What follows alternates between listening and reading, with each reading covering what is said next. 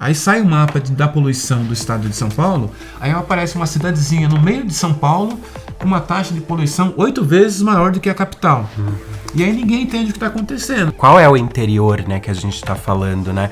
Eu sinto que muitas vezes quando a gente coloca o interior, né, no assunto, vem muito daquele senso comum do bucólico, né, de uma vida bucólica, estou indo para a roça, longe dos problemas da grande metrópole. E na verdade a gente tem metrópoles hoje no interior, né?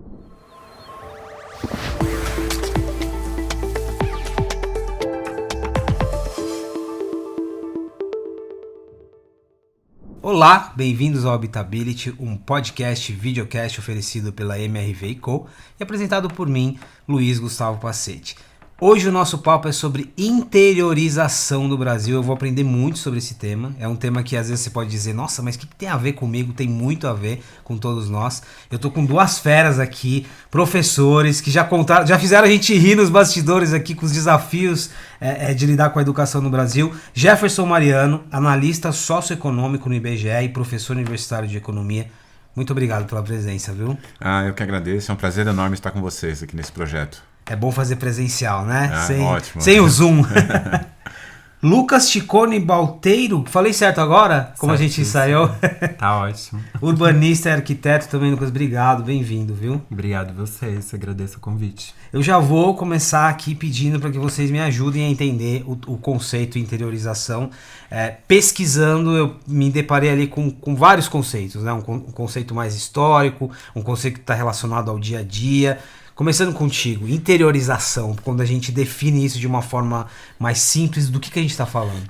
No caso do Brasil, trazendo para a nossa realidade, nós estamos pensando num processo no qual há uma reversão do processo histórico de desenvolvimento econômico brasileiro. Então a gente tem uma tradição no Brasil, né, de desenvolvimento por meio de crescimento dos centros urbanos, das regiões metropolitanas. E o que a gente percebe nesse processo de interiorização é o retorno às origens, ou seja, um retorno do desenvolvimento para as cidades menores. Então a gente tem, não indo muito na pré-história do Brasil, né, mas se nós pegarmos no século XIX, o Brasil tem uma característica no qual as cidades se formam a partir do campo, né, do campo para a cidade. Então, quer dizer, o poder econômico... O conceito de êxodo rural está correto nesse exemplo. O poder econômico estava no campo, e aí o campo é que manda na cidade, aí desenvolve-se a cidade, o capital migra para a cidade, e a gente tem o grande crescimento dos centros urbanos, né? E aí a interiorização, ela começa no Brasil de uma forma muito marcante a partir da década de 90. Nós começamos a perceber alguns sinais, alguns indicadores econômicos que mostram esse processo, que na verdade é o desenvolvimento de outras centralidades. Aqui tem um ponto, Lucas, e a gente tá... Até o fato de estarmos falando aqui, para quem não estuda o assunto, tem a ver com a pandemia, né? Na pandemia a gente falou um pouquinho mais.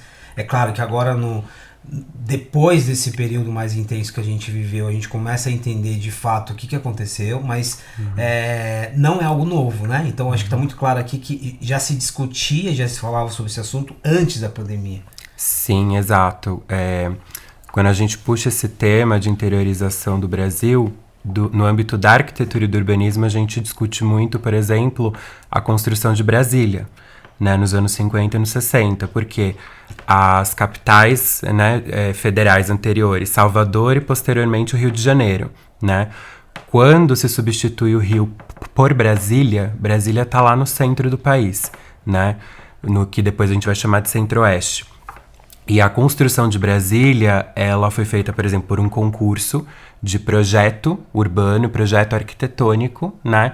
Venceu ali Lúcio Costa e Oscar Niemeyer, arquitetos e urbanistas, e teve uma narrativa de interiorizar o país naquele momento, ou seja, de trazer esse desenvolvimento econômico, né, para o interior e induzir que mais áreas nesse interior fossem ocupadas, né, pela população, né, que sempre foi concentrada no litoral, né, próximo da costa.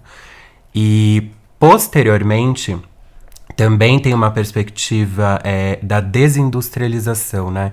Então, por exemplo, anos 80, Grande São Paulo, né? São Paulo sendo a maior cidade do país, a maior metrópole, e teve uma potência industrial ao longo do século XX, que acontece? Essas indústrias começam a sair da Grande São Paulo e ir para o interior do estado, ou mesmo para outros estados, né? A gente pode falar, por exemplo, do polo industrial de Camaçari, lá na Bahia, próximo a Salvador, né? Então isso também tem a ver com interiorizar, né? Com tirar esses poderes, né, talvez dessas capitais próximas da costa e irem para áreas interiores do país. Você me fez lembrar agora, eu moro em Osasco, que é a região metropolitana de São Paulo, para quem não conhece, e aconteceu, eu tô lembrando muito desse movimento, claro, desde quando eu nasci ali, Osasco foi uma cidade muito industrializada, né? Inclusive foi super importante para movimentos políticos. Muito industrializada. E depois ela se tornou uma cidade muito baseada no comércio, né? Redes varejistas que foram para lá, porque muitas indústrias saíram. Hoje tem um misto ali de economia criativa e tal. Bom, mas aqui já é interessante. A gente já vai percebendo que existem muitas discussões anteriores. Quando a gente começa a olhar para e o que está claro aqui para mim, interiorização ela também não dá para generalizar, né? Brasil, a interiorização tem muitos aspectos regionais. O que tem de desafio eu vou colocar ponto positivo e pontos de desafio quando a gente começa a discutir interiorização, ou seja, o que ela traz de impacto positivo e o que tem de discussões aqui que a gente precisa trazer? Bom, é bastante complexo, né? O Brasil realmente é muito heterogêneo, né? Então a gente tem inúmeras realidades. Por exemplo, se a gente lembrar o caso de Brasília, né? O projeto da construção de Brasília, Brasília foi pensada inicialmente para ser uma cidade, uma capital administrativa que levasse o desenvolvimento econômico interior do país, mas na verdade levou anos para que nós tivéssemos essa decisão, porque o que acontece? Você cria uma cidade para levar servidores públicos. E aí o servidor público está no Rio de Janeiro, na praia, num clima agradável, num ambiente aprazível, e aí você chega para esse servidor público e fala, agora você vai para o centro do Brasil, num clima seco, onde não há nada, né? Então muitos servidores públicos não foram. Então, por exemplo, até pouquíssimo tempo, apesar da sede da capital ser Brasília, o maior número de servidores públicos ainda no Rio de Janeiro. As grandes empresas públicas, os grandes órgãos públicos federais ainda estão no Rio de Janeiro. Você tem o Senado em Brasília e o Senadinho no Rio de Janeiro. Então há um problema ainda com relação a essas resistências em relação à migração para Brasília. É claro que hoje já é um pouco diferente. Brasília já se tornou uma das grandes capitais do país, inclusive até o aspecto positivo e negativo. Por exemplo, os dados do censo estão saindo, um elemento que já foi destacado, que a maior favela não é mais no Rio de Janeiro, é em Brasília, né? Então, Brasília já ultrapassou Rio de Janeiro e São Paulo, por exemplo, como tendo a maior favela. Então, a questão da interiorização, ela tem aspectos positivos para a gente poder eliminar, por exemplo, um aspecto que existe nas regiões metropolitanas, que é a deseconomia de escala, né? O que é a deseconomia de escala? É quando o fato de você ter uma grande concentração de atividade econômica acaba emperrando o desenvolvimento de novas atividades e o crescimento econômico. Ou seja, há um limite para o crescimento econômico. Então, a desconcentração e o deslocamento para essas outras regiões acaba sendo interessante. E, paralelamente, você promove o desenvolvimento de algumas regiões, a questão do emprego, a questão da segmentação e o desenvolvimento de algumas atividades em algumas regiões mais propícias para que essas atividades se desenvolvam. A gente tem uma questão importante no Brasil, que é a questão logística, né? A questão do transporte. Então, para a exportação, de repente, dependendo da região onde o produto vai ser destinado, é mais interessante você desenvolver portos em outras regiões e não ficar dependente, por exemplo, do Sudeste, né, do Porto de Santos, por exemplo. Então, a questão da interiorização, ela tem um aspecto importante nesse sentido. Agora, é claro, para a vida das pessoas também é um aspecto importante, porque a gente tem um fenômeno, e foi um fenômeno que a gente observou a partir da década de 70 no Brasil, do êxodo rural, que os jovens saíram para as regiões metropolitanas para trabalhar, para estudar, para a busca de oportunidades, e deixar os velhinhos. Então a gente tem um problema, né? Que em muitas cidades você tem uma população idosa, né? As cidades que concentram idosos, e aí você tem uma população economicamente ativa, ou usando a categoria mais atual, né? Que é a população na força de trabalho, muito reduzida. Então, são cidades que não se sustentam e aí acabam dependendo de transferência. Então, a interiorização desse aspecto vai permitir, por exemplo, que algumas cidades possam se desenvolver, possam ter recursos próprios para promover o desenvolvimento. E aí o Brasil, a gente pode, para que a gente possa falar, por exemplo, em federação. A gente não pode falar em federação quando você tem uma desigualdade tão grande como existe no Brasil. Você tem Alagoas e Brasília, tá? Não dá para falar em federação. Então, a interiorização ela contribui para que a gente possa reduzir essas assimetrias. Olha o tanto de temas que tem relacionados aqui, desde o exemplo de você fazer artificialmente, entre aspas, às vezes que uma pessoa se desloque, sendo que ela tem um estilo de vida, ela tem, né, já uma conexão com o lugar. Esse exemplo que você deu também de jovens indo para outras cidades e deixando ali pessoas com mais idade, essa movimentação de pessoas entre o país, ela gera muitos impactos, né, econômicos e tal. Deixa eu só tirar uma dúvida aqui. O Jefferson comentou sobre a questão de não ficar dependente, às vezes, economicamente. Você falou de Camaçari. E eu tô me lembrando que é um exemplo muito recente agora. Camaçari vive um grande desafio, porque depende muito do polo fabril. A Ford deixou Camaçari. Acho que, felizmente, agora tem uma outra empresa chinesa indo para lá. Mas quando a gente fala sobre esse aspecto de dependência, indústria é um exemplo bom, não é? Às vezes você tem uma cidade, uma região que ela se estruturou, ela vive em função de um formato econômico, e de repente, se a gente tem uma crise naquele formato econômico, é muito efeito, né? Exatamente.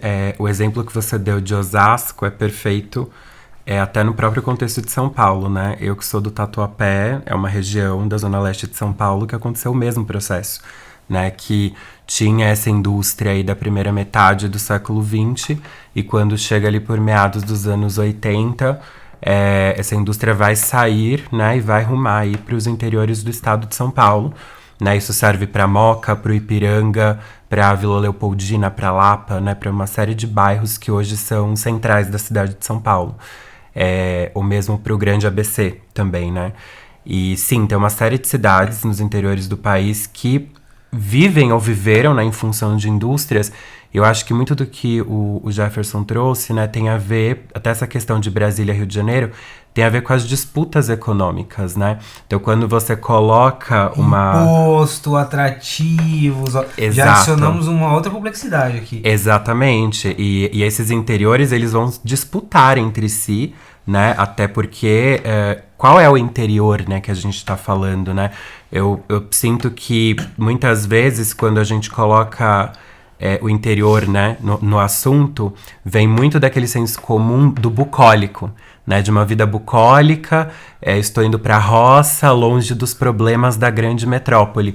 E, na verdade, a gente tem metrópoles hoje no interior, né? A gente tem grandes cidades e que, inclusive, se espelham muito nas próprias metrópoles, né? Então, que interior é esse, né? Então, por exemplo, Ribeirão Preto, uma das maiores cidades do estado de São Paulo, que tem um capital econômico imenso, né, tanto de indústria imobiliária quanto do agronegócio, né? A zona sul de Ribeirão Preto é um grande Alphaville, né? Não tem nada, né, desse interior bucólico, né? Na verdade, é um conjunto de grandes condomínios, tanto de prédios quanto de casas. Tem até um perfil que eu gosto muito no Instagram, que é de um coletivo de pesquisadores, se chama Território em Rede. E eles publicam mapas, assim, fantásticos, analisando Ribeirão Preto. E um dado que eles trazem é que 1/3 da zona sul de Ribeirão Preto é condomínio fechado, né? São milhares de metros de muros, né? Então, assim, como que a gente mensura isso, né? E a parte antiga da cidade e os bairros mais periféricos, né? Então, a gente passa a ter esses problemas metropolitanos atingindo esses interiores, né? E outro ponto... Quando uma cidade menor, né, é isso que a gente estava falando agora, perde essa população jovem que está trabalhando e tudo mais, deixa, né, para as pessoas mais idosas, essa cidade também passa a estar aí nessas disputas econômicas e políticas, né? A elite, ela não é um monolito, né, também, né? A gente tem muitas elites com interesses diversos e que vão atuar aí por esses diferentes capitais, né? Aqui tem uma reflexão importante até para a gente para nós que moramos em regiões metropolitanas, desconstruir um pouco isso. O exemplo que você deu de Ribeirão Preto, a gente poderia pegar várias outras cidades com essa mesma característica. Ah, não, mas eu vou pro interior porque no interior eu não tenho favelas, né? E na verdade você tem, o mesmo exemplo. Esse espelho na metrópole, ele se dá em vários aspectos e os desafios ali também. E mais do que isso, né? Também nessa conexão entre a periferia, entre a favela, a vida cultural. Aqui a gente vai indo para vários outros aspectos, mas é interessante também. Precisamos desconstruir o que é o interior, do que a gente chama o interior. Só voltando ao aspecto de pandemia, vocês conseguem, de novo, né? A gente está falando de algo em movimento, não é conclusivo. Mas e aí? Né, esse movimento que teve, claro, para um grupo de pessoas, eu não digo privilegiadas, mas que tinham a oportunidade de conseguir mudar de cidade, conseguir talvez voltar para a cidade de origem trabalhando de lá, né, esse trabalho remoto possibilitou muito isso, então houve uma movimentação. A minha pergunta é, quais os efeitos até agora? Porque olhando para esse contexto, nós estamos em agosto de 2023, tem um retorno ao trabalho presencial, né, muito forte. Tem de novo, as regiões, eu estou falando de São Paulo, né, todos os desafios de trânsito. E aí, essa interiorização, ela aconteceu, não aconteceu? O que a gente tem até agora de indícios para falar dos impactos aqui?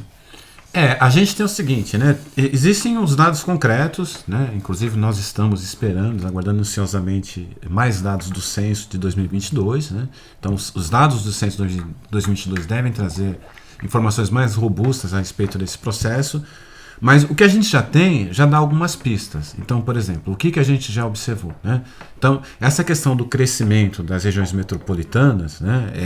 E aí tem esse aspecto que a gente discutiu aqui, especialmente a questão fiscal, a questão de impostos, a guerra fiscal que foi muito intensa no Brasil na década de 90, e é importante destacar que no caso das cidades, isso foi equacionado pelo Senado, o Senado estabeleceu algumas regras com relação a não permitir que os municípios usassem mecanismos de guerra fiscal, porque as cidades faziam o seguinte, elas zeravam o ISS. Então, eu recordo que eu trabalhei numa pesquisa em 96, aqui pela Fundação SEAD, e foi a primeira vez que a gente captou esse fenômeno. Você está em São Paulo, a empresa atuava em São Paulo e ela registrava a sede, sei lá, em Pilar do Sul. Empresa gigante. E aí o que acontecia? Pilar do Sul 0 de ISS, São Paulo 5%. Ela atuava em São Paulo. E aí o que aconteceu? Ninguém mais tinha sede em São Paulo. Você tinha todo o entorno. Aí o Senado foi estabelecendo algumas regras, primeiro para não permitir isenção, estabelecer cobrança mínima, até que agora a gente tem uma regra na qual o ISS, por exemplo, é cobrado no município no qual o serviço é prestado. Então isso quebrou um pouco esse esquema. Esse é só um exemplo do que a gente teve na década de 90. Então esse foi um estímulo, por exemplo, para que você tivesse o desenvolvimento, a ida de algumas atividades econômicas para algumas cidades. Agora, a ida para algumas cidades apenas por meio de incentivo fiscal, ela não se sustenta. Se sustenta se a cidade tiver algo mais a oferecer. Uma infraestrutura urbana, se tiver mão de obra, centro de pesquisa, centro de treinamento, e aí você tem. Então, aonde eu quero chegar? Então, quando a gente pega a pandemia, o que você observa? Eu acabei de olhar, por exemplo, os dados de 2022 com relação ao crescimento, taxa de crescimento de algumas cidades. Então, o que a gente percebeu? Algumas capitais importantes perderam população. A capital, São Paulo, teve uma taxa de crescimento muito pequena. Mas se você pega os municípios da região metropolitana de São Paulo, você pega Barueri, um crescimento expressivo. Aí você pega Santana de Parnaíba, região metropolitana de Campinas, que tem lá 20 municípios. A cidade de Campinas foi a cidade que menos cresceu. Mas você pega Jaguariúna, Olambra. Então as cidades do entorno cresceram. Então o que a pandemia fez? As pessoas foram para o interior, mas foram para algumas cidades nas quais você tinha uma infraestrutura, condições para desenvolver a atividade remota, e a cidade oferecesse essa infraestrutura. As cidades que apresentaram essas características, elas tiveram capacidade de atrair essas pessoas. Então algumas voltaram, e é importante a gente destacar que o trabalho remoto foi para poucos, né? O grosso da população, né? O grosso da população não teve acesso. Então, trabalhador operacional, trabalhador negro, mulher negra, não tiveram acesso a esse Nesse caso aqui, só uma curiosidade, esse retorno, eu perguntaria, né? Mas esse retorno tem um impacto, ele tem um impacto negativo? A pessoa foi, mudou uma estrutura da cidade e está voltando, mas dado ao volume, seria não tem um impacto relevante nesse sentido, essa volta? Não, porque o que acontece, o que a gente tem, especialmente com o término da pandemia, as pessoas começaram a negociar, então você tem o esquema híbrido, então muitas empresas começaram a negociar, poucas voltaram 100%, então tem muitas que têm um esquema híbrido, e as cidades que têm essa infraestrutura, elas permitem que essas pessoas façam esse movimento pendular. Então isso está acontecendo na região metropolitana, as cidades do entorno estão oferecendo essa possibilidade. Aí eu dei o exemplo da região metropolitana de Campinas, né? Campinas é uma grande cidade, um grande polo econômico, mas as pessoas moram nas cidades próximas, 40, 100 quilômetros, Jundiaí. Então você pega um exemplo, a pessoa que reside em Jundiaí e trabalha em São Paulo, ela chega primeiro no trabalho em São Paulo do que uma pessoa que mora no extremo leste da cidade. Então, para a classe média alta, para trabalhador de mão de obra mais especializada, esse movimento foi interessante. Então, isso foi interessante, e algumas pessoas perceberam que dava para viver sem necessariamente estar na cidade de São Paulo. Então, São Paulo acabou tendo esse movimento mesmo. A gente vai observar, quando saírem mais dados, as mais características em relação ao decréscimo da população da cidade de São Paulo em algumas áreas. E aí, é claro, tem outros elementos. Você pega a atividade econômica. Se a gente pegasse em 2002, de 2002 para 2020, a participação do PIB de São Paulo no Brasil, São Paulo representava 12% do PIB do Brasil em 2002. Agora, em 2022, 9%. A participação da indústria de São Paulo em 2002 era quase 8%, né? Hoje é menos de 4%. Então, mudou completamente o peso da cidade na economia nacional e o peso da cidade. É claro, tem outras alternativas, acabou virando uma cidade de serviços, né? O exemplo de Osasco. Osasco hoje é uma cidade de serviços, uma grande capital de serviços. E aí também tem um outro elemento importante, que é a forma como a gente... que é uma outra armadilha, né? A forma como a gente usa para contar o que é indústria, o que é serviços. De tempo em tempo a gente tem atualização de metodologia. Então o que a gente chama de indústria hoje em 2023 não é a mesma indústria na década de 80. Então isso também acaba alterando um pouco os parâmetros que a gente utiliza. Mas de qualquer modo, né? Osasco, São Caetano do Sul, São Bernardo, o berço, por exemplo, da industrialização da década de 70 em São Paulo, hoje é um grande centro de serviços, né? Mesmo as indústrias hoje são indústrias que têm praticamente todas as cadeias produtivas terceirizadas, e a gente até chama de serviços industriais, não mais indústria. Então tem uma mudança bastante intensa na economia dessas cidades, e aí, é claro, muda o perfil da mão de obra e muda o perfil das pessoas que moram nessas regiões. Aqui tem um aspecto interessante quando fala de serviço industrial. Então, para ver se eu entendi. Ok, ter uma indústria aqui, vamos supor, ter uma montadora aqui que acaba... Acho que montadora não é o melhor exemplo, mas ter uma indústria que monta algo aqui, determinado componente foi produzido em Minas, outro componente veio da China, ou seja, pouco está ali localmente, né? É um pouco essa... Exatamente, a empresa ali é uma gestora, né? É uma gestora de processos. E aí tem até outros elementos que são mais complicados na economia, mas aí a gente vai conversando, mas que tem a ver exatamente com esse ponto, né? Por exemplo, até que ponto uma atividade econômica pode ou não contribuir para o desenvolvimento de uma cidade, né? Então, qual é a atividade que contribui efetivamente e qual a atividade que é inócua, né? O município tem um esforço enorme em atrair atividade econômica, mas a atividade econômica é nula, né? Não traz nada para a cidade. Eu gosto muito dessa discussão porque eu gosto muito de desconstruir, né? Então, a gente às vezes tem, para quem não está envolvido como vocês, não, mas aí é indústria, eu adoro isso, mas de que indústria estamos falando? Acho que a gente vai descobrindo muitas coisas aí. Lucas, daqui a pouco eu vou olhar um pouquinho mais para a parte de arquitetura e urbanismo, mas eu queria só fechar, e ainda pegando o gancho da pandemia, considerando que o trabalho remoto, toda essa movimentação, a gente falou de uma perspectiva de um grupo muito específico de pessoas. E aí a minha pergunta é, nós mencionamos aqui algumas vezes favelas, periferias, não só em regiões metropolitanas, mas do que a gente chamava de interior, e especificamente no caso de pandemia, que impacto, o que aconteceu com essas localidades? Eu fico imaginando, e aí voltando ao tema interiorização, eu fico imaginando, isso tem um caso na minha família, por exemplo, né? Você tem uma pessoa que vem lá da Bahia e às vezes vem tentar a vida aqui, isso é muito comum, e acaba, ou o contrário, alguém que estava aqui numa subcondição e retornou ou para sua cidade de origem ou para o interior, isso acontece muito. Mas do ponto de vista de favelas e periferias, que mudanças a gente percebeu, pegando esse período pandemia e essas movimentações também? Olha, tiveram muitas discussões no âmbito urbano sobre a pandemia que ainda se dão, né? Porque é isso, tá um processo, né? A gente vai descobrindo sempre discussões novas em relação à pandemia.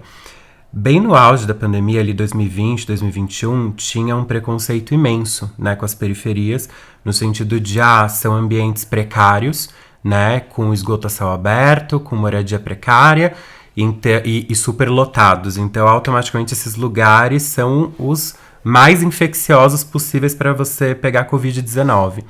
E, na verdade, não era bem assim, né?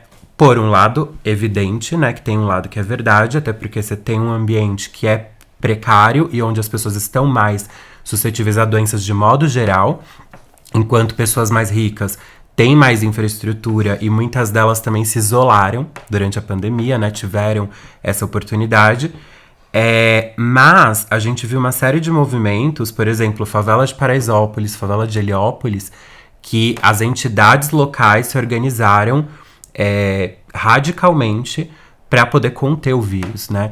E aí os dados divulgados, né, pela Secretaria de Saúde mostravam, né, algumas dessas contradições. Então, por exemplo, Paraisópolis, que está no distrito de Vila Andrade, na região do Morumbi, ela é literalmente um enclave, né, de pobreza num mar de riqueza, que é a região lá do Morumbi. E só que os dados ali, eles quando você olha, né, para esse território de uma maneira estática e você não interpreta o que está acontecendo ali, automaticamente nós vamos pensar, o maior número de infecções está vindo da favela, né? E não era exatamente isso, né? Paraisópolis tinha um arsenal ali social, político, das organizações locais que estavam se organizando muito, né? Então, assim, vamos reensinar, né? Vamos reaprender também a lavar as nossas mãos, né? Quer dizer, coisas muito básicas, né, que as periferias passaram a fazer, né? E aí tudo isso tem que ter sempre um cuidado, e eu acho que a história, ela traz muita informação importante, que ao longo da história nós tivemos muitas pandemias, e esses são sempre períodos complexos, né, para os grupos mais pobres da população, porque são justamente grupos que são vistos quase como algo a ser exterminado, né? Então é mais uma camada de violência que é colocada, né? Fora isso, quando a gente estava falando aqui agora, né, desse movimento de pessoas saindo dos grandes centros e indo, né, para cidades médias, né, cidades menores, aí ao redor dessas grandes metrópoles.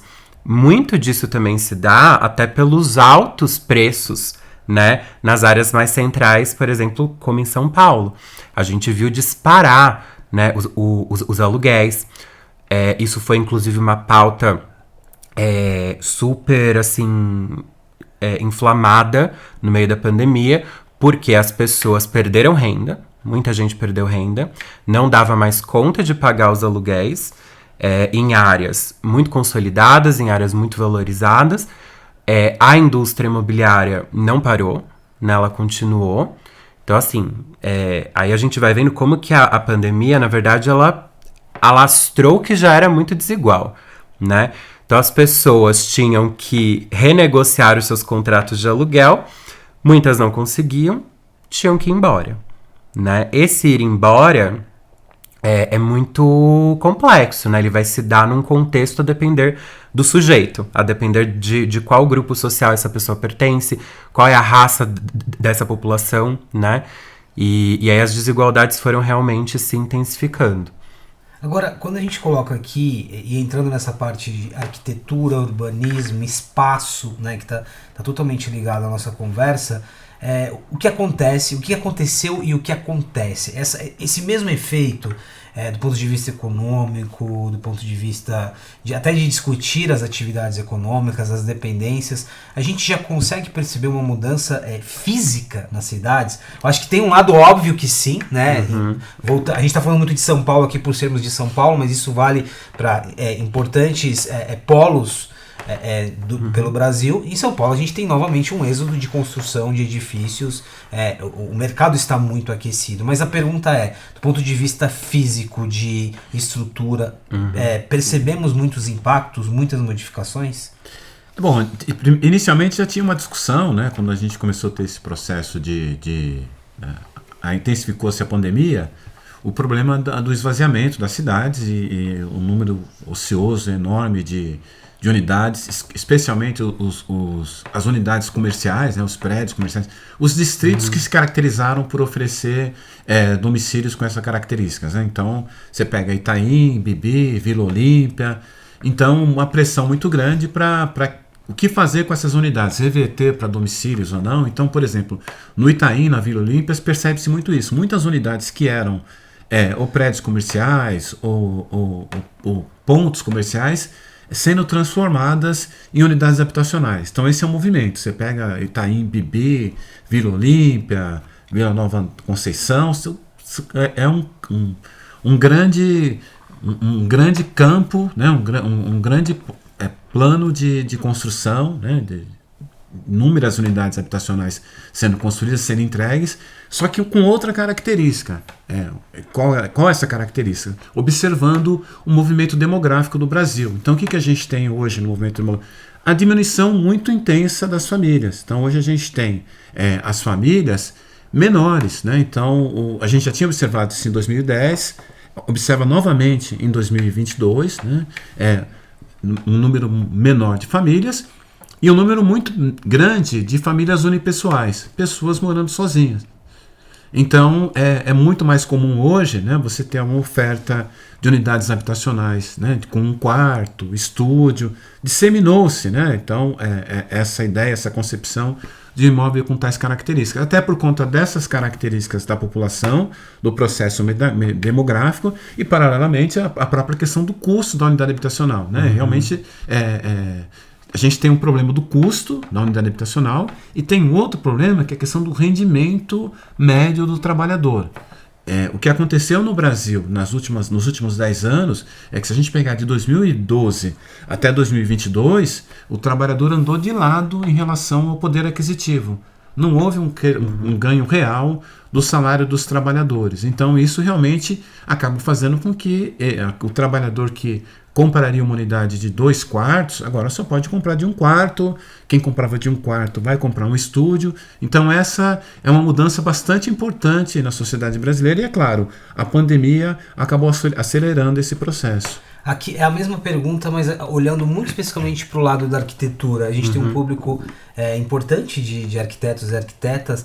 Quanto que mudou aqui? Aí a gente está falando também de uma perspectiva profissional, de uma reinvenção na forma de olhar a arquitetura, de uma arquitetura também muito voltada para olhar a cidade, né?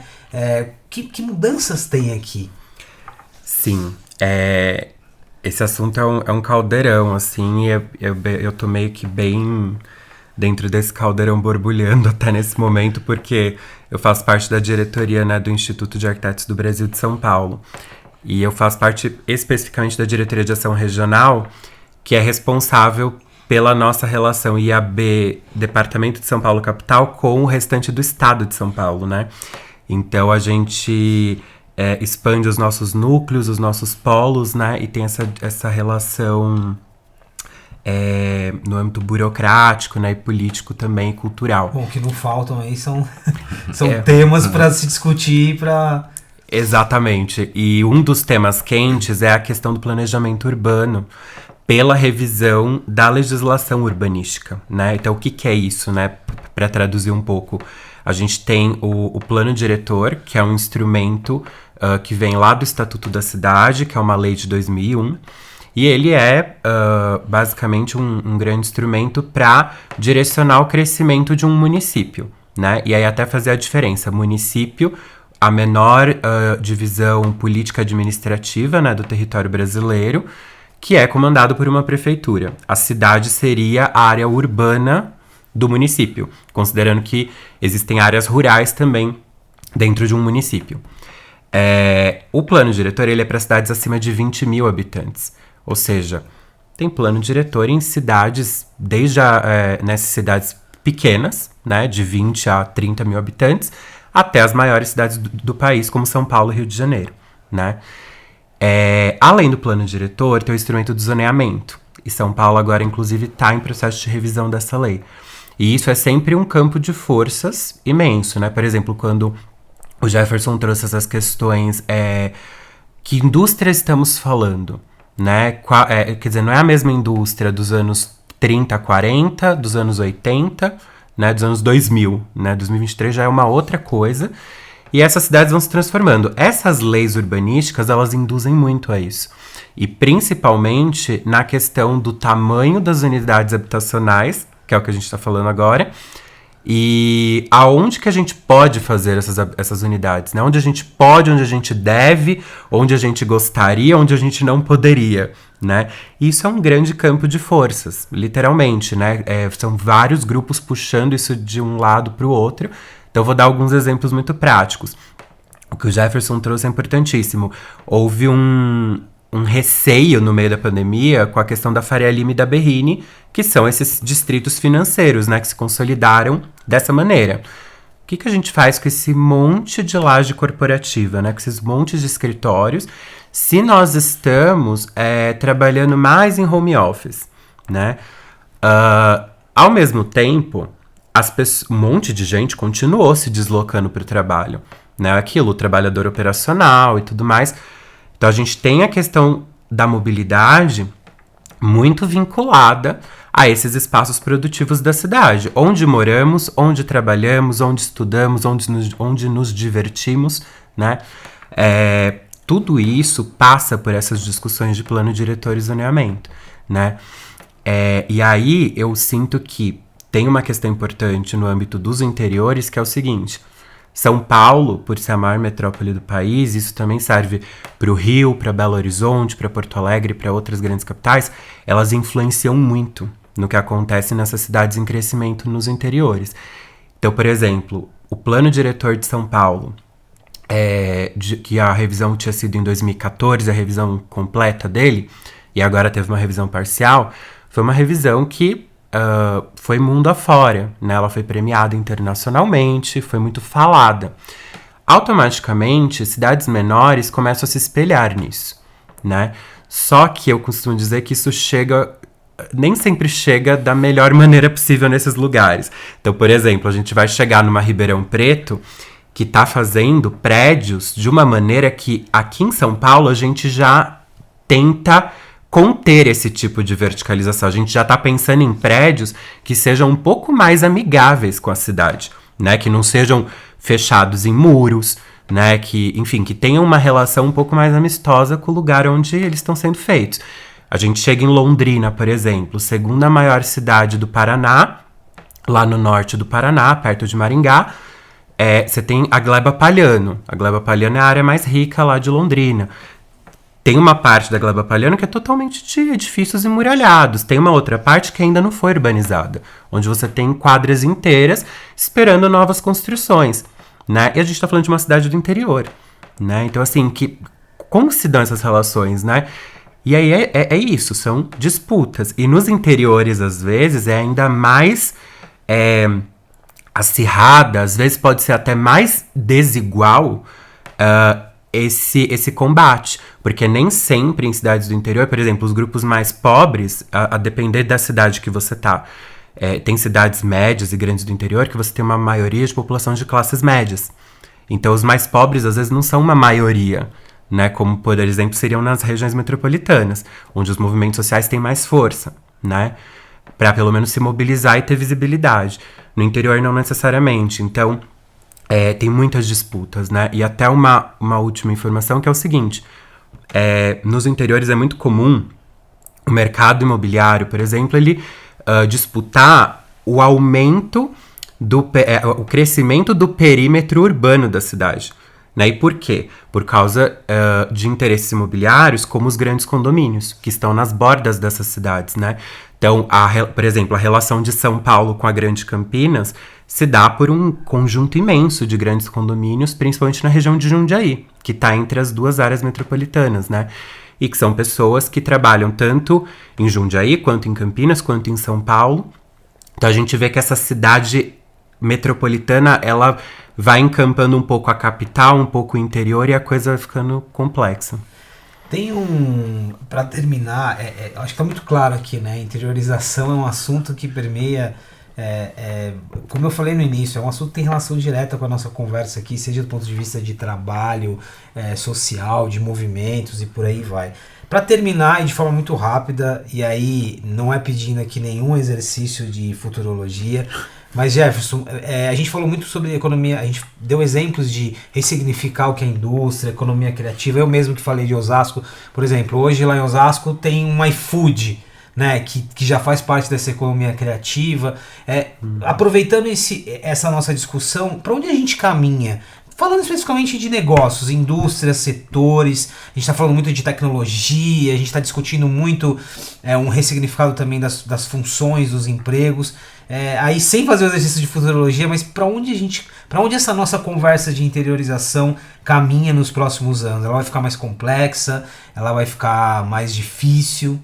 Não, realmente é muito difícil esse exercício, porque vai ficar realmente mais complexa, porque como a gente vem discutindo aqui, o surgimento de novas centralidades, tem evidentemente a questão da disputa política, tem a própria questão do Pacto Federativo, tem a questão recente, que é a discussão em torno da reforma tributária, né, que a gente não sabe ainda como vai ficar, qual será o papel dos municípios na reforma, não está claro ainda, né?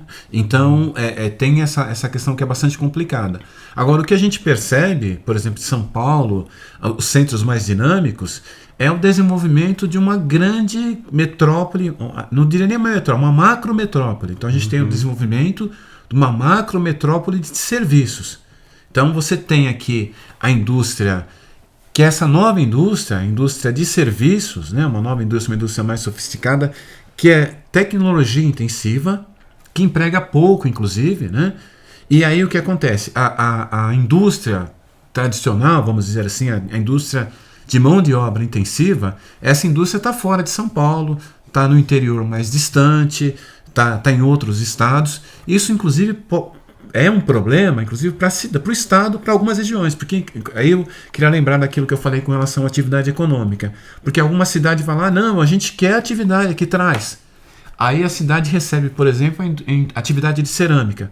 Aí sai o mapa da poluição do estado de São Paulo, aí aparece uma cidadezinha no meio de São Paulo, com uma taxa de poluição 8 vezes maior do que a capital. E aí ninguém entende o que está acontecendo. Não, porque a cidade aceitou receber uma atividade econômica que ninguém quer mais. Ou então uma cidade que permite que se desenvolva deserto verde, né, que é você plantar eucalipto e produzir grama. E aí essa atividade também emprega pouco, às vezes a empresa traz mão de obra de fora, você não tem um centavo para a cidade em termos de renda, né, de tributo recebido, e aí você tem a perpetuação de uma situação de desigualdade. Então a gente tem, por um lado, o desenvolvimento de macrometrópoles especializando-se em serviços, mas a gente tem um problema, tem essa possibilidade da gente estar empurrando, né, as atividades que sejam agressivas para essas cidades menos desenvolvidas. E aí, é claro, tem um papel importante do poder público, da regulamentação, da legislação, de impor freios tanto no desenvolvimento da atividade, quanto no grupo político que exerce força nessa cidade, para não permitir que isso aconteça, porque muitas vezes você tem uma relação de interesses entre o capital que está chegando, invariavelmente é o que acontece, né? O capital que está chegando e o grupo político que é dono da cidade. E aí permite que isso acabe acontecendo, e lá na ponta quem sofre é a população pobre, né? Que realmente tem algumas cidades que você tem... E no interior tem muito isso, você tem os extremos, né? Você tem um grupo que tem muitos recursos, e você tem um grupo pequeno que realmente não tem absolutamente nada. Então, é um grande desafio. São vários desafios, mas acho que aqui tem uma uma reflexão importante, né? A gente fala aqui muito sobre tecnologia, mas também eu gosto muito de levar por esse nosso papel como profissional, independentemente de ser um engenheiro, um arquiteto, a própria, né? A gente falou muitas vezes aqui do mercado imobiliário, a gente também tem essa responsabilidade e o olhar das empresas para cada vez mais desenvolver processos que sejam conectados a essa discussão, né? Eu adorei o papo, é muito complexo, aqui precisa fazer várias imersões aqui em macroeconomia, em dados, estatísticas, mas Lucas, Jefferson, muito obrigado pela presença de vocês no Habitability. Viu? Obrigado a vocês pelo convite, foi muito bom. Foi um prazer, foi ótimo. Uma grande aula aqui. O podcast Habitability é um oferecimento da MRV & Co, uma plataforma habitacional composta pela MRV e outras 4 marcas, Lugo, Sensia, Resia e Urba. Pessoal, muito obrigado. Mais um episódio super especial falando sobre interiorização e que, de novo, como eu gosto de repetir, conecta com todos os outros assuntos que a gente teve aqui sobre cidades inteligentes, tecnologia, inteligência artificial e por aí vai. Muito obrigado e até o próximo episódio.